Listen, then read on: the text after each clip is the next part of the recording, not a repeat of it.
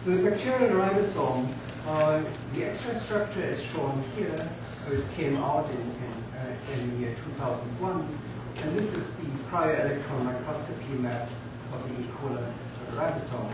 Here's the tRNA sitting in the so-called P position. And here we have sort of opened up the ribosome into the two parts. And we have attached the tRNAs in both in order to see to show the relative position. Of course, there's only one set there. So you can see here by comparison between X-ray and cryo-EM that we're really seeing the same structure. There's a very good correspondence. So in terms of the pathways of the main components, the mRNA enters the ribosome through a channel in this small subunit and then exits from another channel.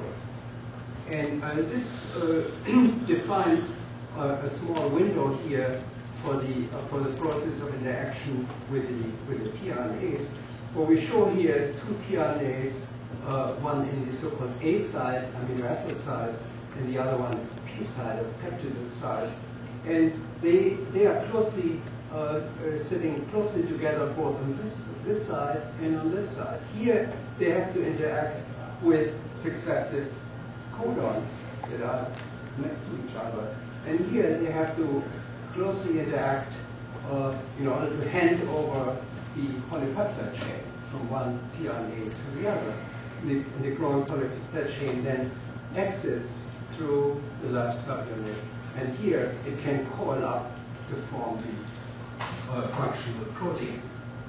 What I didn't mention yet are elongation factors. These are GTPases, which also interact with the ribosome. One of them is helping the tRNA to get into the ribosome, and the other one is used to shift the mRNAs and the tRNAs by one codon, which is obviously necessary after the polypeptide has been transferred. We have to go to the next slot. So in a process called translocation.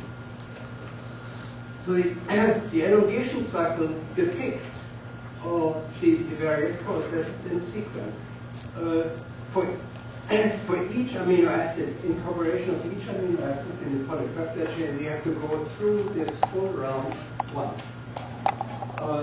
And here we can see the interactions between the ribosome, tRNA, and the elongation factors. So what happens is, in fact, the easiest way to show it is to go through a movie, because the movie is much easier to look at than a flow diagram, and that gives you the idea. So here's the ribosome, and there's a single tRNA right now, which is the P side. So we can imagine it's already attached to a polypeptide chain. And we just look at it from different directions and then sort of rotate it to the top. On the top, where we are in the top position, then we take some material away to look inside.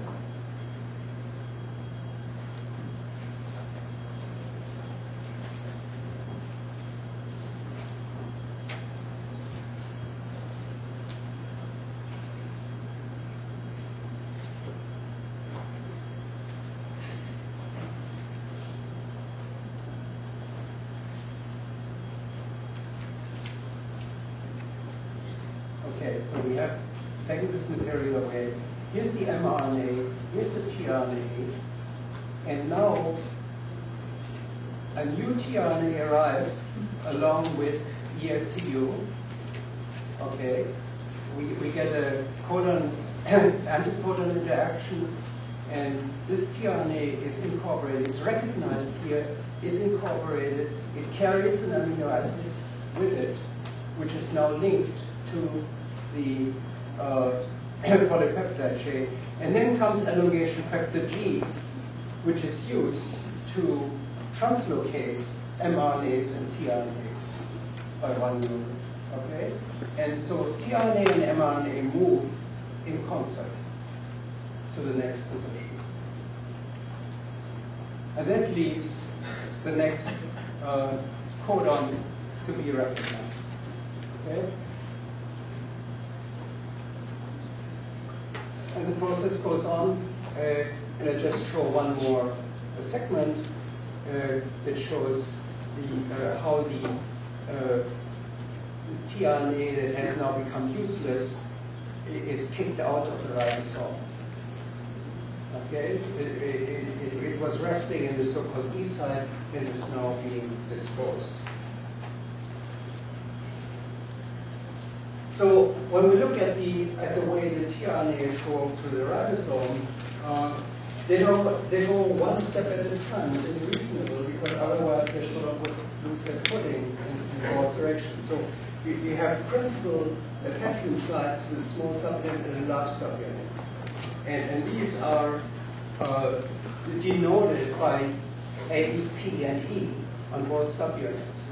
And then there's another site that we call T, because this is the site that it occupies before it is fully incorporated, because there has to be a test whether it's going to be the correct one. So tRNA proceeds one step at a time, and the nomenclature is the position of the small subunit / position on the large subunit. Now watch this. This is the way tRNA arrives, and then it gets incorporated, and then it moves over here, moves over there, and moves there. Okay? So it's one step at a time, this kind of process. And you have to imagine the two tRNAs being moved next to each other behind it. So the big question that we want to find out about is how is the tRNA selected in the process called decoding, and how is the amino acid linked to the nascent polypeptide chain in the process called peptide transfer, and how is the mRNA among the tRNAs advanced by one codon in this process called translocation. This central question here is essentially is approached by X-ray crystallography, where one can really go into the details of this stereochemical process. But the other questions could not be approached by X-ray crystallography at all, because certain functional states could not be imaged. So it was left to electron microscopy to find out more about these. So first of all, on decoding, we do know that the basis for the codon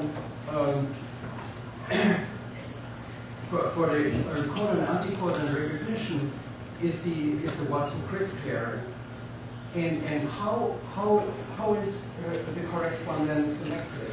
Well, we found out by X-ray crystallography in 2001 that there are essentially two bases flipping out in from the ribosome all the time. They they look around for something happening, and when they encounter a Watson-Crick pair, a correctly Watson-Crick pair, codon-anticodon, then they anchor and hold on to it.